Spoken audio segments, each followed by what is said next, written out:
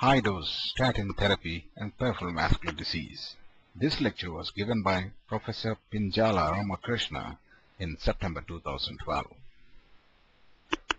Peripheral arterial disease is common in elderly people with high risk factors. The same groups of people are also at risk of other vascular bed involvement. Atherosclerosis has been identified as an inflammatory disorder leading to plaque rupture, precipitating clinical events.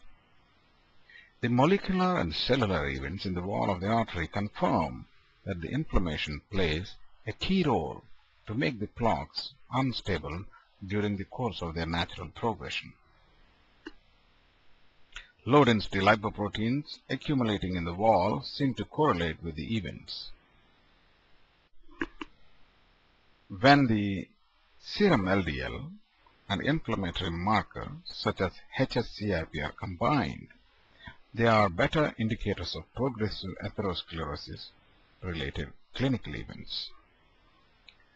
In participants of the Jupiter trial who achieved LDL cholesterol less than 1.8 millimoles per liter and hsCRP less than 1 milligram per liter, a 79% reduction of clinical events was noted.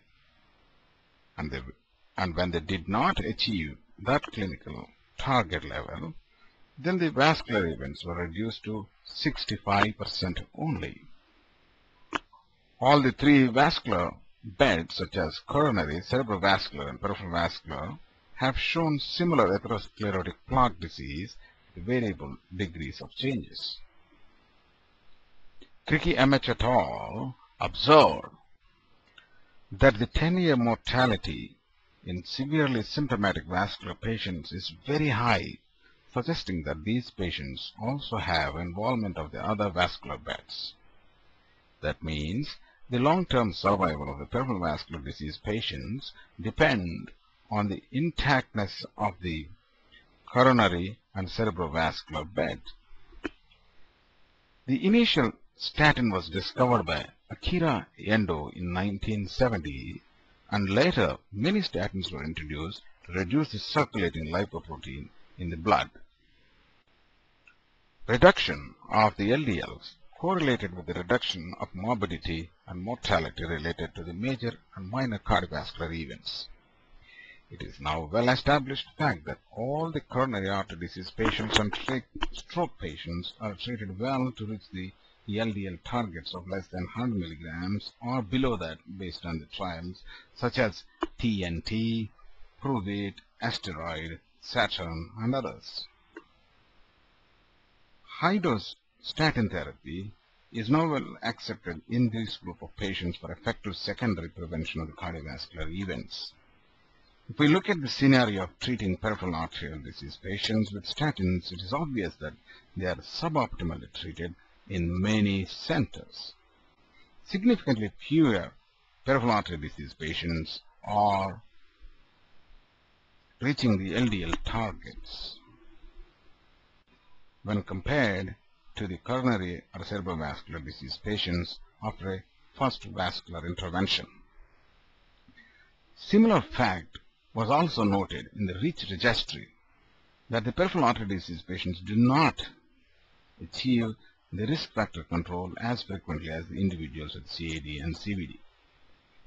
Improved risk factor control is associated with a positive impact on the first-year CV event rate in these patients. H. Desai et al. Concluded that the patients undergoing non-cardiac vascular surgery treated with statins had a 57% less chance of having a perioperative MI or death at 2-year follow-up after controlling for the other variables. Some are of the opinion that high-dose statin therapy is harmful when compared to the antiplatelet drug therapies. Recently, Enos et al. Said that atorvastatin is 100 times safer than 81 milligrams per day aspirin and 10 times safer than the diabetic medications. Intensive statin therapy is more effective and safe compared to the intensive control of blood sugar or blood pressure in patients with diabetes.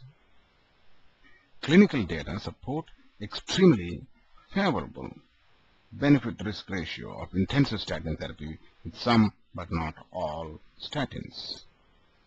In peripheral arterial disease patients, intensive statin therapy was associated with improved claudication distance and time, reduced cardiovascular events, and improved graft patency rates should these patients undergo surgery.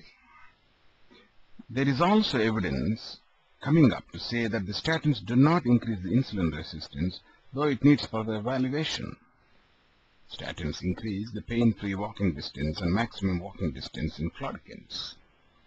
The famous 4S trial showed that 38% reduction in the development or progression of intermittent claudication with statins. Ferniger et al. Stated that statins have beneficial effects beyond their lipid-lowering properties and should be considered in all patients with PAD irrespective of LDL cholesterol. The guidelines of the American College of Cardiology and American Heart Association on the management of the patients with PAD, they recommended statin treatment in all patients with PAD to achieve a target of low-density lipoprotein cholesterol level 100 milligrams per deciliter. In the recent past, it was also observed that antiplatelet therapy and statin therapy together are associated with reductions in the occurrence of venous thromboembolism with a dose-related effect of statins. In meta-analysis of 31 studies, it was found that the statin therapy was not associated with significant increase in intracerebral hemorrhage, and there was reduction in all stroke and all-cause mortality with the statins. It was also interesting to note that the aggressive lipid-lowering therapies reduce the progression of atherosclerosis in vascular grafts, whereas a low-dose warfarin did not.